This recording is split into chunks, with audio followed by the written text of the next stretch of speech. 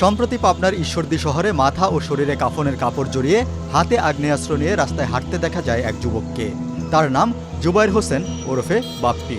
গত 17 আগস্ট বিকেলে ওই ঘটনার ছবি ও ভিডিও সামাজিক যোগাযোগ মাধ্যমে ছড়িয়ে পড়ে। জুবায়ের হোসেনের দাবি, ঈশ্বরদী পৌর বিএনপির সাবেক সাধারণ সম্পাদক জাকারিয়া পিন্টু ও তার সহযোগীরা তাকে হত্যার হুমকি দিয়েছেন এবং তুলে নেওয়ার চেষ্টা করেছেন। এ কারণে নিজের নিরাপত্তার জন্য লাইসেন্স করা আগ্নেয়াস্ত্র সঙ্গে নিয়ে ঈশ্বরদী থানায় যান তিনি। সেখানে অভিযোগ দেওয়ার পাশাপাশি অস্ত্রটি পুলিশের কাছে জমা দেন। আমার ওই দিন ঘটনার পরে যেদিন আমাকে হত্যার উদ্দেশ্যে তুলে নিতে চেয়েছিল এই তথাকথিত সন্ত্রাসী মেহেদি, পিন্টু, জাকির, জুয়েল এবং আরও যারা আছে, এদের ইন্ধনে, এদের সহযোগিতা যে সন্ত্রাসী বাহিনী আমাকে হত্যার উদ্দেশ্যে আজকে তুলে নিতে আসছে, সেই হিসাবে আমি সেই সৎসাহসের উপর, আল্লাহর উপর ভরসা রেখে আমি জানি যে আমার মরণ তো নিশ্চিত, যেহেতু এই সন্ত্রাসী মাস্তানগুলো আমাকে মেরে ফেলবে, হত্যা করবে। প্রশাসন জানে, প্রশাসন যেহেতু তাদের কোনো ব্যবস্থা নিচ্ছে না, তখন আমার এই নিজনামী অস্ত্রটি আমি হাতে নিয়ে মাথায় কাপড়ের কাপড় বেঁধে আমি মরণকে মেনে নিয়ে আমি সোজা থানার উদ্দেশ্যে আমি মাথা নিচু করে সশরীরে হাঁটতে হাঁটতে চলে গিয়েছি। অস্ত্র ছিল আমার এটা শর্টগান, 12 বোরের শটগান ছিল, 3টি আমি ওর মধ্যে গুলি ছিল। আমার আত্মরক্ষার স্বার্থে আমি রাস্তায় নিয়ে আমার গানটি নিয়ে আমি থানায় গিয়েছি। এদিকে জাকারিয়া পিন্টুর দাবি, জুবায়ের হোসেনকে তিনি চেনেন না। তাকে হত্যার হুমকি দেওয়ার অভিযোগ অস্বীকার করেন তিনি। আমি তো কিছুই জানি না, সবচেয়ে ভালো হয় প্রশাসনের কাছে শুনলেই ভালো পাওয়া যাবে। আমি তো চিনি না আজ পর্যন্ত, আমি কখনো ফিজিক্যাল দেখিও নাই কোনোদিন, কথা হওয়া তো দূরেই থাক। হ্যাঁ, ও বলতেছে ওর কেউ বলির পাঠা বানানো, আসলে এগুলা তো অন্য খেলা। ঈশ্বরদী থানার ভারপ্রাপ্ত কর্মকর্তা আসাদুর রহমান জানান, জুবায়েরের আগ্নেয়াস্ত্রের লাইসেন্স যাচাই করে সেটি তার নিজের নামে রয়েছে বলে নিশ্চিত হয়েছে পুলিশ। অস্ত্রের মহড়া বিভিন্ন মিডিয়াতে আসছে, এটা একজন ব্যক্তির লাইসেন্সকৃত অস্ত্র বর্তমানে আমাদের কাছে জমা আছে, উনি জমা দিয়ে দিয়েছে। আর পরবর্তীতে আমরা এটা যাচাই বাছাই করছি, এটা তার লাইসেন্স। এইটা যদি কোনো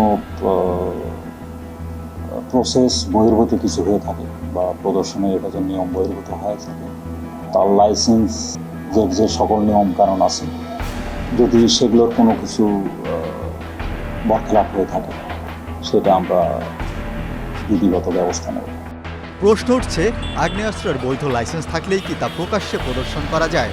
আগ্নেয়াস্ত্র লাইসেন্স প্রদান, নবায়ন ও ব্যবহার নীতিমালা 2016 অনুযায়ী লাইসেন্সের বিপরীতে নেওয়া অস্ত্র শুধু আত্মরক্ষার জন্য বহন ও ব্যবহার করা যায়। অন্যের মধ্যে ভীতি বা বিরক্তি তৈরি হতে পারে এমনভাবে অস্ত্র প্রদর্শন করা যাবে না। এ ধরনের আচরণ করলে অস্ত্রের লাইসেন্স বাতিলযোগ্য হতে পারে। সুপ্রিম কোর্টের আইনজীবী ব্যারিস্টার মোকসেদুল ইসলাম বলেন, এভাবে প্রকাশ্যে আগ্নেয়াস্ত্র প্রদর্শন আইন বহির্ভূত। রাস্তায় বন্দুক নিয়ে ঘুরে ঘুরে বেড়ায় এবং তার যে চেহারা দেখাচ্ছে ওখানে, যে সে একটা কাফন পরে মাথায় প্যাঁচিয়ে ঘুরে বেড়াচ্ছে, এটা অবশ্যই আইনে অ্যালাউ করবে না। আমি মনে করি না কোনো আইন আছে তার পক্ষে, বিপক্ষে অনেক আইনেই তার খুঁজে পাওয়া যাবে, কিন্তু তাকে সাপোর্ট করার মতো কোনো আইন নাই।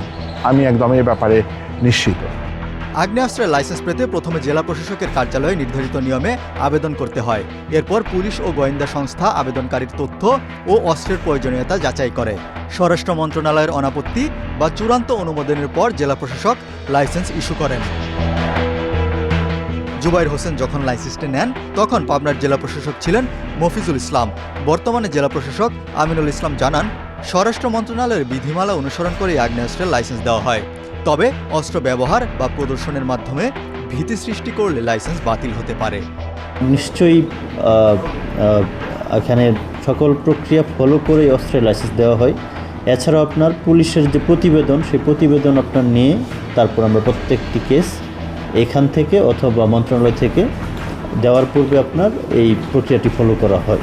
বিধিমালা অনুযায়ী যে এটা দ্বারা কাউকে ভীতি প্রদর্শন করা যাবে না। যদি কেউ ভীতি প্রদর্শন করে থাকেন এবং মানুষ ভীত সন্ত্রস্ত হয়ে কমপ্লেন করে, সেই ক্ষেত্রে আপনার তার অস্ত্রের লাইসেন্স বাতিল করার সুযোগ রয়েছে। আত্মরক্ষার জন্য অস্ত্র রাখার বৈধ অধিকার থাকলেও প্রকাশ্যে তা প্রদর্শনের ক্ষেত্রে রয়েছে স্পষ্ট আইনি বিধিনিষেধ। এখন জুবায়ের হোসেনের ক্ষেত্রে সেই বিধি লঙ্ঘন হয়েছে কিনা তা খতিয়ে দেখে ব্যবস্থা নেওয়ার কথা জানিয়েছে পুলিশ।